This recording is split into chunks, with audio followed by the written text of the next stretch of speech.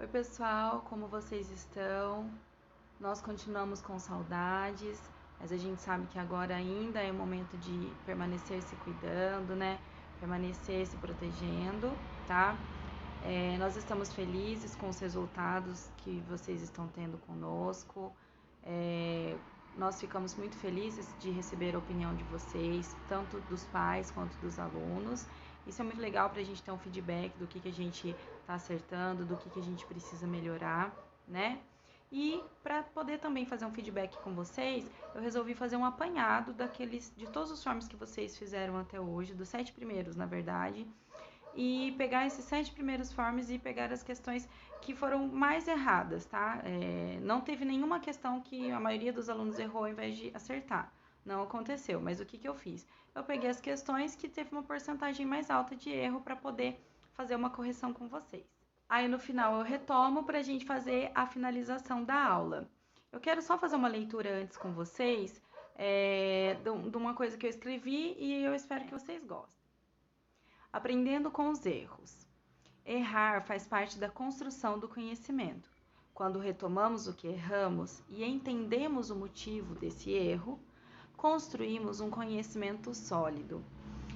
Isso, gente, eu aprendi com um professor de física na faculdade, né? Na faculdade de ciências biológicas ou biologia, independente de como vocês queiram chamar.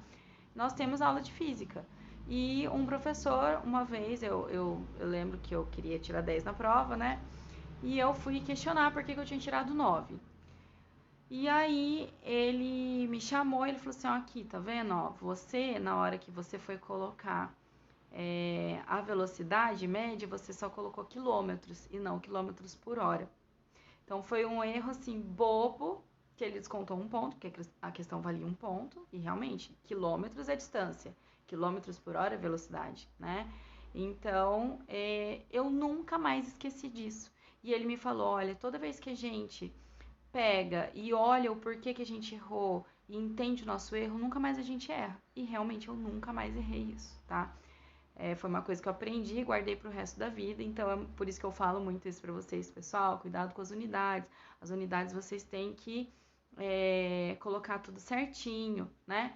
Então, é isso, gente. Eu vou iniciar a correção dos forms e eu quero que vocês fiquem bem atentos para vocês poderem entender, puxa, por que eu errei isso? Ah, tá, então não vou errar mais, tá bom? Quando acabar, eu retorno a minha imagem para a gente fazer uma finalização, certo? Então vamos lá. Bom, gente, então o primeiro forms que a gente vai corrigir vai ser o forms de cinemática 1, tá? E a questão que a gente vai corrigir é essa aqui. Ainda sobre o exercício anterior, em que um boi sai da posição 0 da estrada, vai até a posição 5 metros e depois retorna para a posição 0, qual foi seu deslocamento escalar?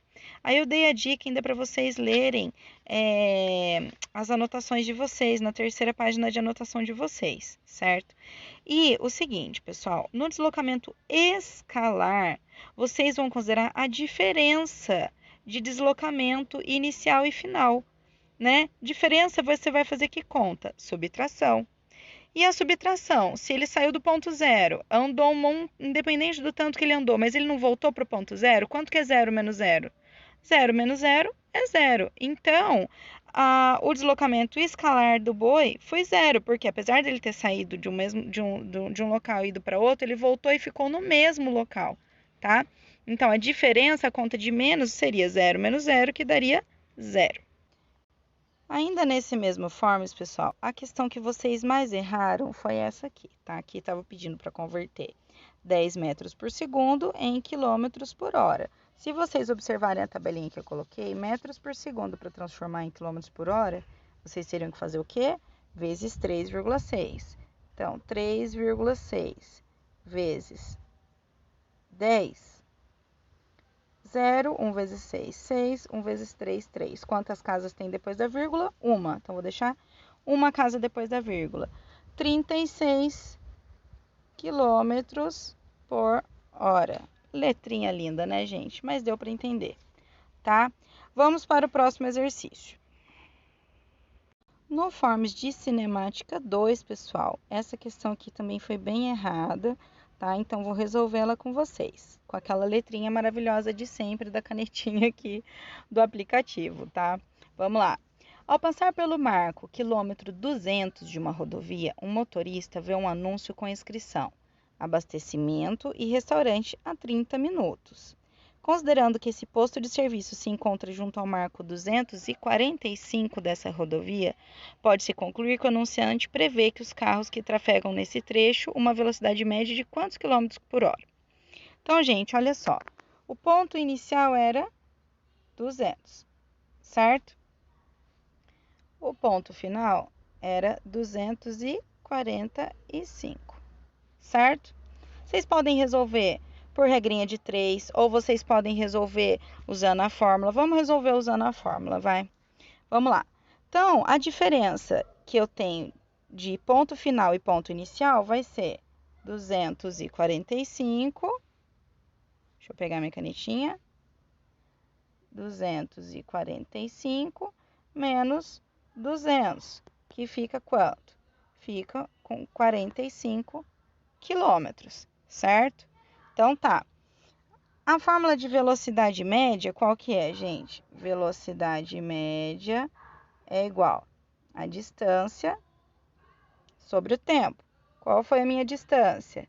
45 quilômetros. Qual foi o tempo? Meia hora, não é 30 minutos, não é meia hora? Meia hora é 0,5 horas. Se eu dividir 45 por 0,5, eu vou ter uma velocidade média do dobro de 45, que é 90 quilômetros por hora. Certo, pessoal? Toda vez que eu divido um número por meio, eu tenho o dobro dele. Qual que é o dobro de 45? 90. Então, 90 km por hora, a alternativa B. Aí, pessoal, no Formas de Átomos, revisão e história, o que vocês mais erraram é essa aqui, pessoal. Por quê? Porque essa daí vocês precisavam ter uma coisa bem guardada na mente de vocês, que é o quê? O átomo. O átomo, pessoal, quando ele está em equilíbrio, ele tem o quê? Ele tem prótons igual a elétrons. Vocês têm que lembrar isso daí, guardar isso daí para vocês. Um átomo em equilíbrio, ele tem o mesmo número de prótons e de elétrons. Quantos elétrons ele tem? Elétrons é mais fácil de ver, porque é só eu olhar a minha eletrosfera aqui. 1, 2, 3. Então, ele tem 3 elétrons, certo? Quantos prótons ele tem, gente? É só vocês olharem aqui na figura. Qual que outra partícula que tem 3 também? É a roxinha, certo? Aqui, ó. 1, 2, 3. Então, essa roxinha, que é o número 2, vai ter 3 também. Então, vamos lá para a resolução. Então, o que eu cheguei à conclusão antes da gente ir para a resolução? O 1, que é os nêutrons. O 2 são os prótons, que o símbolo é Z. Até deixa eu arrumar aqui, o certo de nêutron é o N minúsculo, né? Que com essa canetinha aqui é ruim de fazer, tá? Mas o certo é esse aqui, é o N minúsculo. Já os prótons é o Z maiúsculo, mas vamos colocar o maisinho aqui para não confundir vocês. E aí eu tenho o número 3, que são os elétrons, que são as partículas negativas. Então, 1 nêutrons, 2 prótons, 3 elétrons. Vamos lá. Número 1, nêutron. Número 2, próton. E número 3, elétron. Era assim que teria que ter ficado a resolução desse exercício, tá bom, pessoal? O próximo formas que nós vamos corrigir, gente, é o formas de substâncias simples e compostas e misturas. Dei até aqui a parte teórica para vocês se lembrarem, né? E aí, dois exercícios que vocês mais erraram nesse aqui foi o 5 e o 10. Então, vamos lá no 5. Observe a representação dos sistemas 1, 2 e 3 e seus componentes. O número de fases em cada um é respectivamente, lembrando que para ser respectivo, você tem que responder na sequência correta, tá? Então, no primeiro sistema, no número 1, aqui, ele me falou que eu tenho óleo, né, água e gelo. Então, nós temos 3 fases, ou seja, 3 aspectos, 3 coisas diferentes que nós vemos. No número 2, nós temos a água, certo? O gás da água, que a gente consegue ver aqui as bolinhas de gás da água, e o gelo. Então, a água, o gás e o gelo. Nós vemos 3 coisas. E no terceiro sistema, nós temos a água salgada, que a gente vê uma coisa só, o gelo, o óleo e o granito. Então, nós vemos 4 coisas. Então, a gente tem que ir na alternativa, que seja 3, 3 e 4. A alternativa que é 3, 3 e 4 é a alternativa B. Vamos lá para a questão 10, que foi uma questão que vocês erraram bastante. Na verdade, eu quero falar uma coisa com vocês, gente. Às vezes, vocês têm errado coisas em relação à interpretação da pergunta. Gente, olha só. A pergunta 9 foi a seguinte: quais exemplos de misturas coloidais foram citadas na videoaula?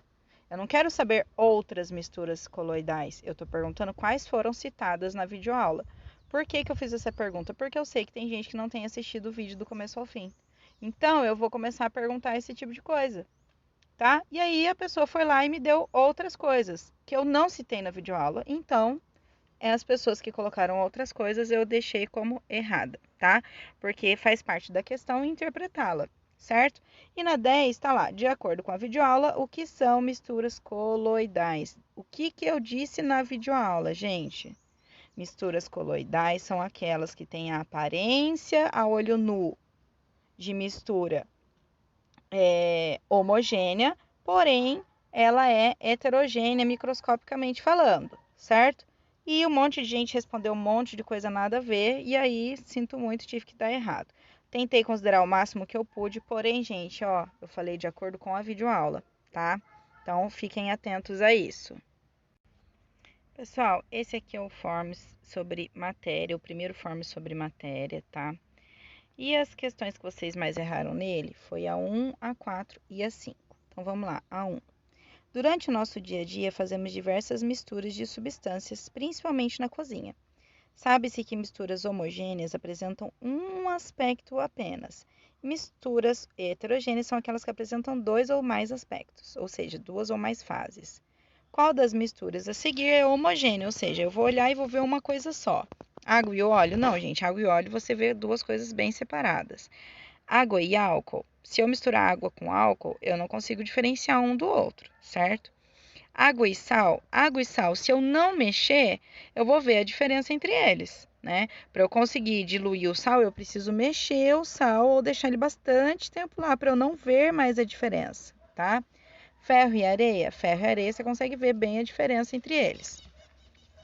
A água e sal, gente, ela tá errada? Mais ou menos, tá? Por quê? Eu preciso dizer que a água e sal diluído para eu ter uma mistura homogênea.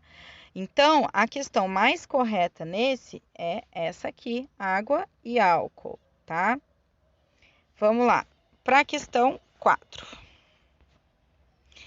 Na questão 4, eu tinha falado aqui, ó, para responder as próximas questões, acesse o link abaixo da tabela periódica. E ainda coloquei uma observação, você pode clicar em cima de cada elemento para saber mais sobre ele. Então, na questão 4, gente, estava lá. Qual elemento químico dos listados abaixo possui propriedades semelhantes à do oxigênio? Deixa eu ir lá na tabela periódica para vocês verem, gente. Então, tá aqui, gente, o site que eu coloquei, a tabela periódica deles é bem legal, porque ela é toda colorida, então, e a legenda dela também é bem fácil. Então, tá lá, verdinho, são os não metais, azul, forte, gases nobres, laranja, metais alcalinos. Então, tá bem colorida essa tabela, bem legal de ver. Então, a nossa pergunta era quais os elementos possuem propriedades semelhantes à do oxigênio. Vamos achar lá o nosso oxigênio, ele está aqui, certo, pessoal? Então, nós temos aqui junto com o oxigênio esse grupinho bonitinho. Deixa eu pegar o nosso lápis aqui, peraí, chegar para lá. Aqui, ó, esse grupinho, certo? Que tá junto com o oxigênio. E aí, gente, eu ainda falei para vocês, para saber mais sobre o elemento, é só clicar sobre ele. Então, vou demonstrar aqui para vocês. Vamos lá. Nós temos o C, que é o carbono. Aqui, ó, se eu clicar olha lá o que acontece. Muda lá daquele lado na tabela periódica, ó. O N, que é o nitrogênio, o P, que é o fósforo, o O, que é o oxigênio, o S, que é o enxofre, o C, que é o selênio, tá vendo, ó? Então, esse grupinho tá junto com o oxigênio. Vamos lá na nossa alternativa, nas nossas alternativas. Aí nós temos o nitrogênio, o hidrogênio, o flúor e o enxofre. Voltando aqui à nossa tabela periódica, gente, nitrogênio, hidrogênio, flúor e enxofre. Pessoal, fica bem fácil da gente saber. Ué, mas o S tá junto e é o enxofre, certo? Só que o S está embaixo do oxigênio, tá?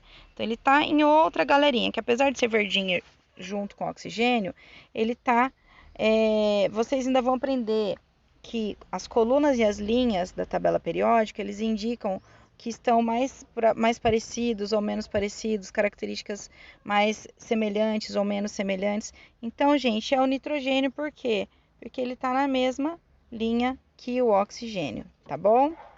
E a nossa próxima pergunta é a pergunta 5 das alternativas indicadas a seguir. Qual é constituída por elementos da tabela periódica com características químicas distintas? Aí, pessoal, lá na nossa primeira alternativa, nós tínhamos hélio, neônio e argônio. Pessoal, olha aqui, ó, o hélio, neônio e argônio no mesmo grupinho, ó, tá? Então, eles são semelhantes. Então, a alternativa A, a gente já sabe que não é, porque ele quer elementos químicos com características distintas. Na alternativa B, nós tínhamos magnésio, cálcio e o estrôncio. Então, se a gente for lá na tabela periódica, aqui, ó, magnésio, cálcio e o estrôncio. Ó, magnésio, cálcio e o estrôncio tem a mesma corzinha, né, pessoal? O amarelinho, se vocês forem lá, vocês vão ver que são os metais alcalinos terrosos. Ah, em toda a tabela periódica o amarelo é metais alcalinos terrosos? Não, por isso que é importante vocês verem, tá, a legenda da tabela periódica, certo? Então, a alternativa B já sei que não é, porque eles são todos metais alcalino terrosos, então eles têm as mesmas características, as mesmas propriedades parecidas, né? Então, vamos lá para a alternativa C. Na alternativa C, pessoal, nós tínhamos lítio, berílio e boro. Então, vamos lá. Na alternativa C, lítio, berílio e o boro. Até vou clicar para vocês verem, ó. Lítio, berílio e o boro. Cadê o boro? Para eu mostrar para vocês. Espera aí. Aqui. Tá? O boro. Opa, pode ser essa daí, tá vendo? Eles têm cores diferentes, né? O lítio é um metal alcalino, o berílio é um metal alcalino terroso e o boro é um semimetal, tá? Olha lá pelas corzinhas. Então, vamos ver as próximas alternativas. Depois eu tenho flúor, cloro e bromo. Aqui na nossa tabela periódica, flúor, olha lá, cloro,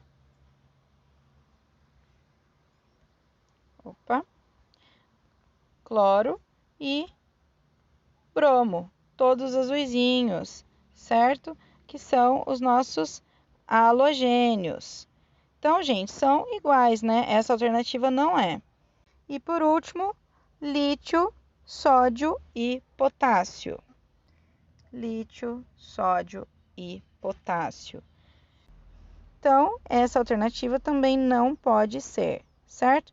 Então, a nossa alternativa correta é a alternativa que nós temos lítio, berílio e o boro, tá? Que é a alternativa, vamos voltar lá, a alternativa C. Certo, pessoal? Então, desse forms nós encerramos. Vamos para o próximo e último forms. Então, aqui, gente, no forms de matéria 2, né?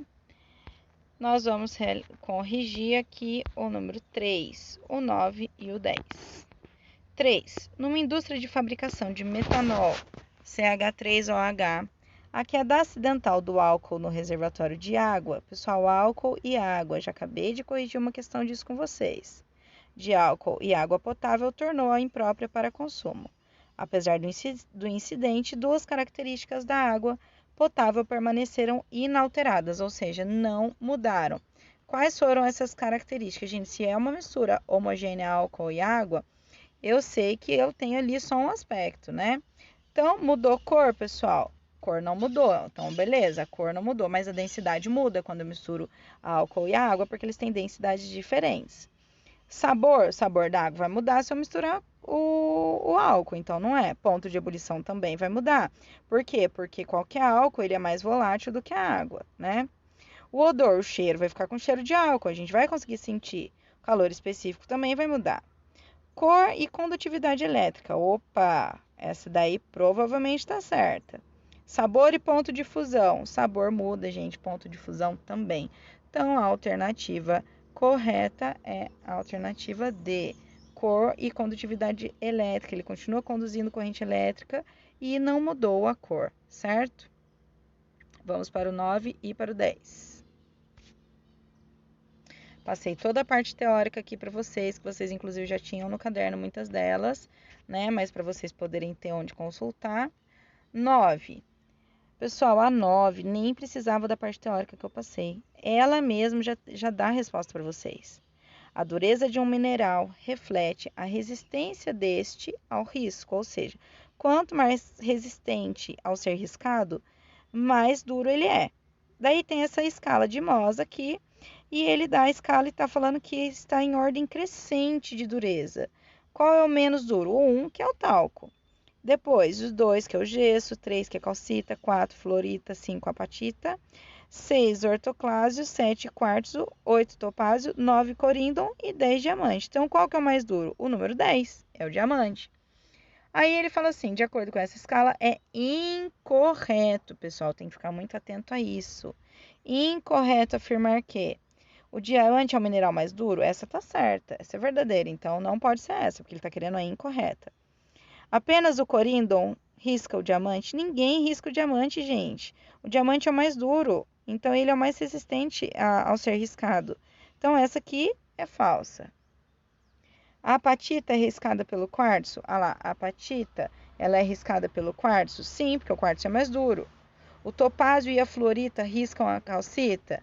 Topázio, deixa eu apagar aqui e começar de novo. Fluorita e o topázio riscam a calcita? Riscam, porque ela tem número 3 de dureza. E a fluorita e o topázio tem 4 e 7, 4 e 8, né? E por último, o mineral menos duro é o talco. Essa também é verdadeira. Então, a única falsa, gente, é essa aqui, ó. Apenas o coríndon risca o diamante, porque ninguém vai riscar o diamante ali, tá? Vamos pro próximo. 10. Referindo às propriedades dos estados físicos da matéria, é incorreto afirmar que, pessoal, de novo, eu tô perguntando a incorreta. Vocês têm que ficar atentos a isso, gente. É incorreto que eu quero saber. A mudança de estado de um material altera o modo como as partículas se organizam e movimentam sem modificar a sua natureza? Então, olha só, gente, quando uma coisa muda de estado, um material muda de estado, ele vai alterar o modo que as partículas se organizam. Mas eles vão alterar a sua propriedade química, a sua natureza? Não, não vão alterar. Ele só vai deixar de ser sólido para ser líquido, para ser gasoso.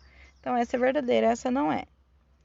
Os sólidos apresentam máxima organização interna? Sim. E suas partículas efetuam um movimento de vibração em torno de um ponto de equilíbrio? Sim. Essa está certa. As partículas ficam fixas, porém vibrando. Próxima. As partículas se encontram mais distantes umas das outras nos líquidos do que nos gases? Mentira, gente. Nos gases elas estão muito mais distantes. Então, essa aqui é falsa. Vamos ver a próxima.